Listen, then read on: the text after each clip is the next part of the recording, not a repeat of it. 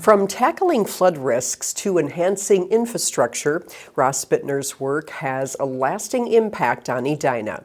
Recently, the American Public Works Association's Minnesota chapter named Ross Bintner the city's Engineering Services Manager, Public Works Manager of the Year.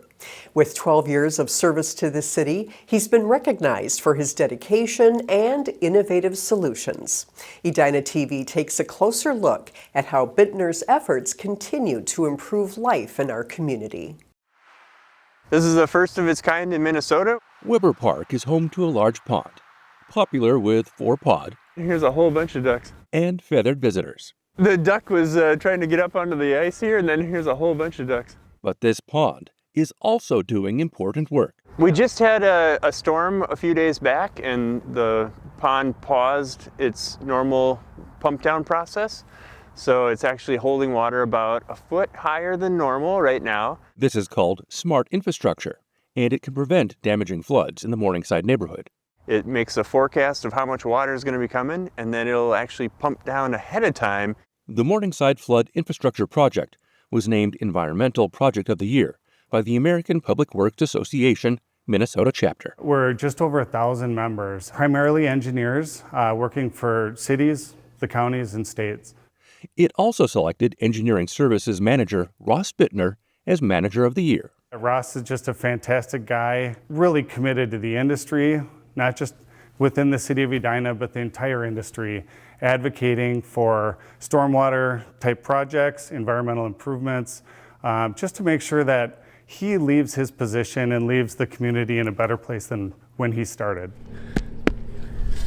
None of the work really happens alone. You know, it's fun to work on these teams, and with the spirit of public service driving us. What we do is really make sure that, normal happens every day in a community. Work that often goes unrecognized. So the APWA celebrates projects that are making a difference and the people who make it happen. It's easy to push the processes that were in place before you.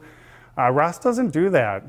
He's willing to dive into the details, talk about what works, what doesn't, and really push some of these initiatives that we need to.